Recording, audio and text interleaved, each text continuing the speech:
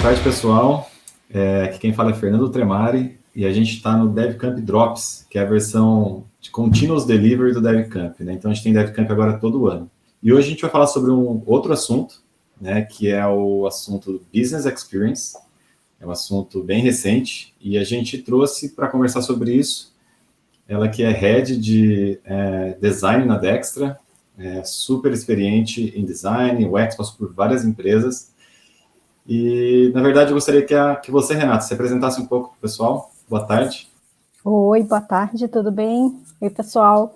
Então, eu sou designer de formação, fiz design de produto, depois fiz mestrado em ergodesign, uma mistura de design com ergonomia, e aí já trabalhei em algumas empresas, como a Samsung, já tive empresa também, e trabalhando ali, acabei depois do mestrado enveredando para essa área de User Experience. E agora estou aqui como Head de Design da Dextra. Business Experience. O UX não é tão novo assim, mas está, de fato, ganhando força e, de fato, transformando aí, mal chegou, vamos dizer assim, e já estamos falando de Business Experience. O que é esse tal de Business Experience e o que ele muda do UX? A gente mal se acostumou com um, já chega outro, né? Não dá tempo nem de digerir. Então, na verdade, o UX eu entendo muito como uma atuação, né? Na Dextra, especificamente na Books, a gente tem os designers e os writers atuando aí na criação de experiências incríveis. Então, o UX, User Experience, a gente atua para fazer uma experiência bem bacana de uso, principalmente de produtos digitais, mas não apenas. Então, para nós, o UX é design. Então, em última instância, solução de problema. Em última instância, User Experience é um papel desempenhado por esses profissionais, né? A diferença do Business of Experience é que é uma abordagem que você, na verdade, ele compete muito mais com Customer Experience do que com User Experience, né? Que o Customer Experience era aquela abordagem para você trazer o cliente para o centro.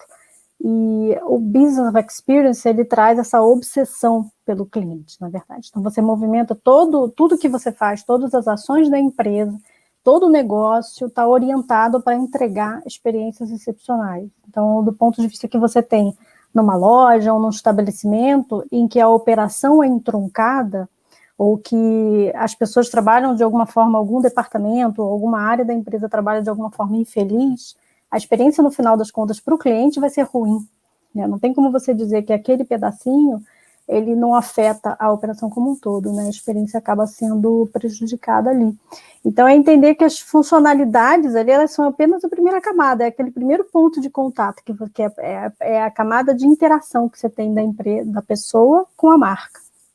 Mas que todo o conjunto dessas funcionalidades se torna um serviço que é valioso e que faz com que esse negócio seja realmente incrível e diferenciado para as pessoas. Então, essa é a grande diferença do Business of Experience. Seria algo como, em toda empresa, em todos os departamentos, áreas da empresa, o cliente estivesse acima de tudo e estivesse, de alguma forma, sendo vivenciada por todos esses profissionais da empresa? Mais ou menos isso? Exatamente. O cliente é uma obsessão por ele e é interessante entender que não é só do ponto de vista do cliente dentro daquela loja ou naquele contexto do aplicativo em si. É você pensar nessas pessoas nos seus contextos diários. Então, como é que a gente pode atender melhor? Como é que aquela empresa pode resolver melhor o problema daquele cliente, não só em relação àquelas funcionalidades ou aquele aplicativo que eu já tenho, mas de uma forma muito mais ampla, né? Então, eu assisti uma palestra lá no evento... Ai, pera, esqueci o nome do evento. Né, XSW, lembrei.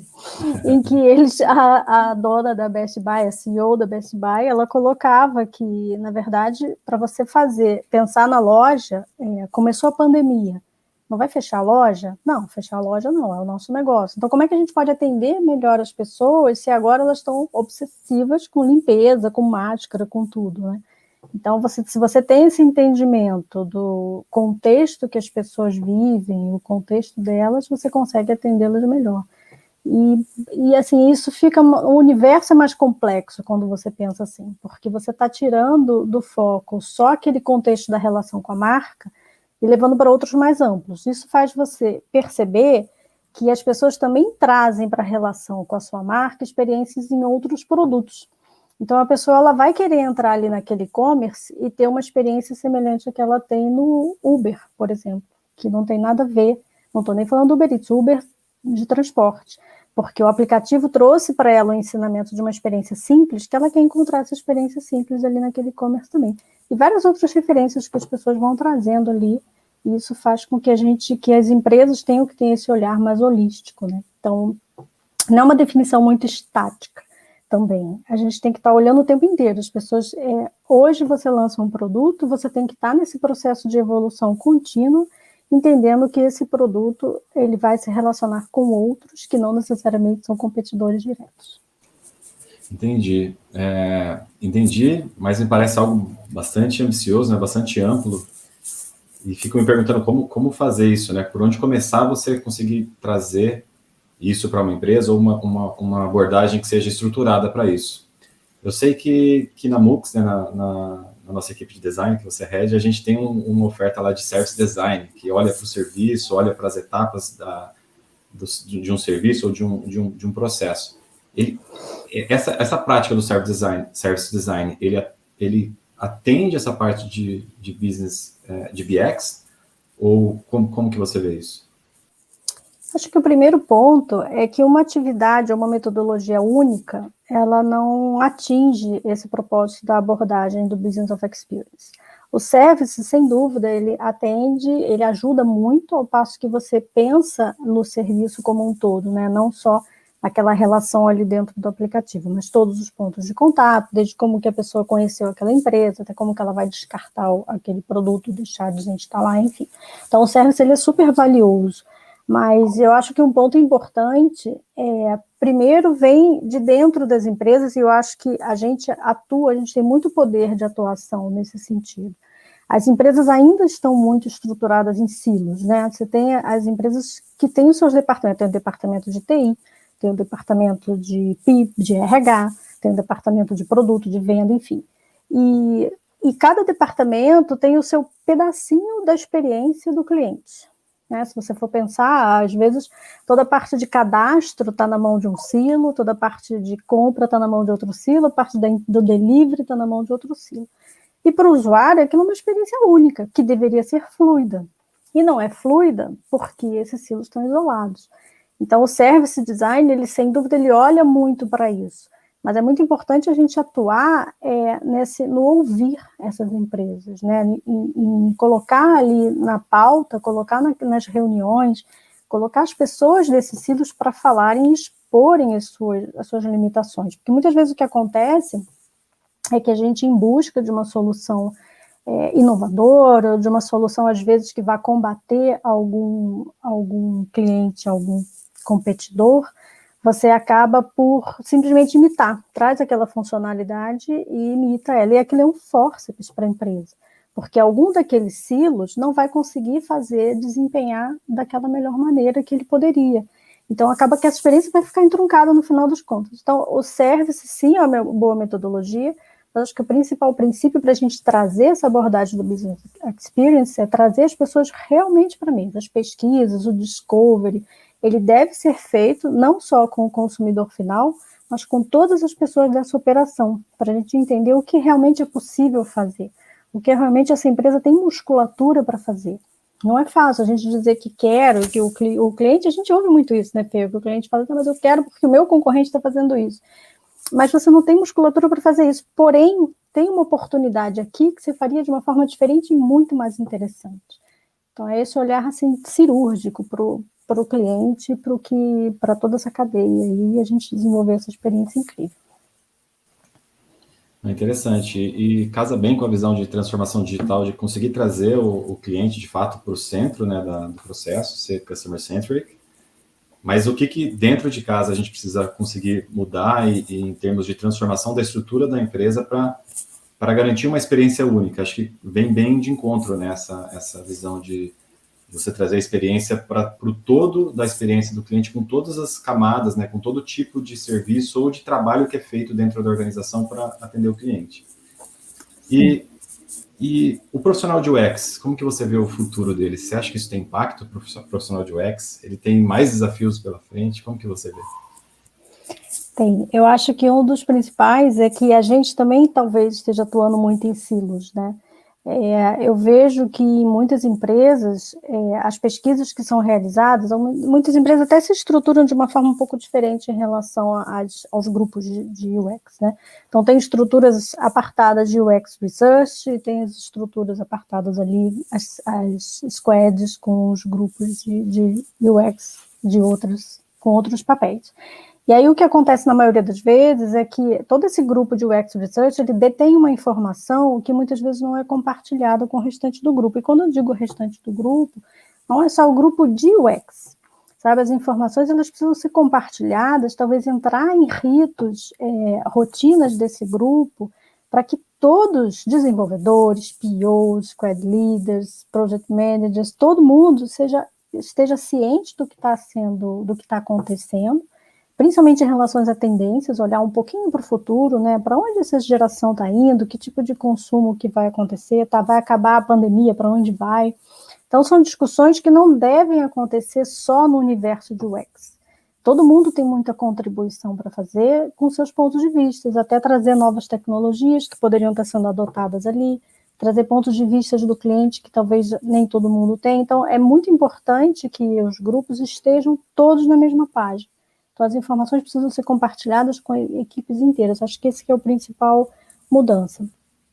E a outra questão é que o design, ele sempre tratou o design como ciência, né? Eu gosto de dizer, eu e o professor Alexandre, da UFPR, que o design é uma ciência, e ela sempre tratou não de consumidores ou de clientes, sempre tratou de pessoas, né? Então, o design, ele procura buscar soluções de problemas para aquelas pessoas.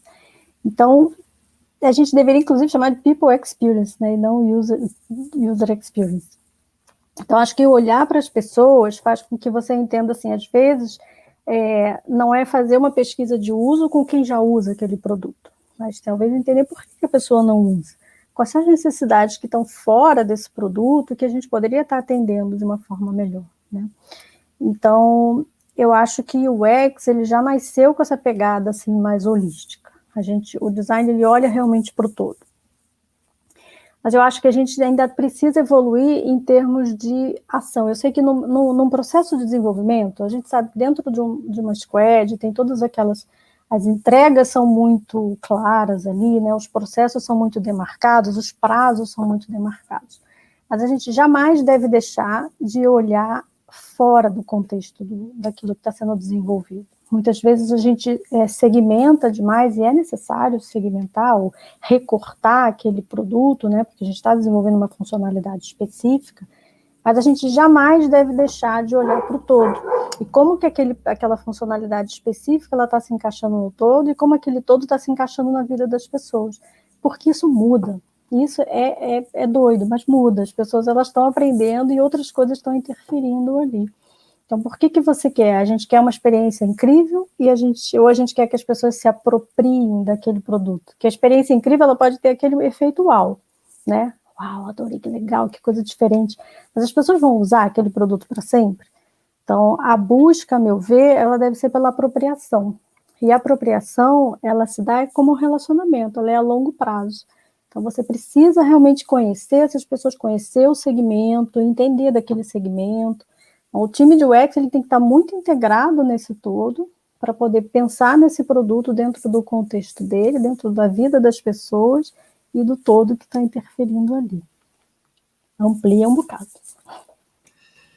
Interessante, é um grande desafio, né? E o que você falou, né? O relacionamento com o consumidor, com o cliente, é um relacionamento de longo prazo, e a gente precisa continuar se adaptando, né? Para continuar sendo relevante, continuar aprendendo com as mudanças que as pessoas vão sofrendo, vão evoluindo, vão mudando. Então, está sempre pronto, capaz de atender essas novas demandas, né? É um grande desafio. Como a gente se organiza para isso, como a gente introduz essas questões dentro da nossa organização para ser capaz de ter esse tipo de resposta para o mercado, é um tema também que a gente pode expandir muito aqui, né? Também se trata de pessoas, né, Fê? A gente está falando das pessoas usuárias, mas as pessoas nossas aqui. São todas pessoas, né? Pois é, Rê. Eu gostei bastante do papo, eu gostei bastante das coisas que você trouxe, foram bem esclarecedoras sobre o tema. E para quem está assistindo a gente e gostou do tema, acho que vale a pena se aprofundar mais também, procurar novas referências. E queria agradecer a você pela disponibilidade para a gente conversar aqui hoje. Muito obrigado. Imagina, se o pessoal quiser tirar dúvida, trocar uma ideia, a gente adora. Eu acho que a gente tem um desafio aí pela frente maior, falando que se trata de pessoas, vem aí, né, a gente está vindo com inteligência artificial, com tudo, o que vai ser do user experience agora com a entrada de soluções que provavelmente se resolverão sozinhas. Eu acho que, pelo contrário, cada vez mais a gente tem esse desafio, como designer, como UXers, de entender esse mundo e traduzir da melhor forma possível, para que a gente seja realmente obcecado por esses clientes. Muito bom. Certamente você vai voltar aqui para a gente conversar de novo sobre esses temas e outros temas. Legal. Muito obrigado, pessoal. Então, obrigada a vocês. Qualquer coisa, estamos aí. Até mais.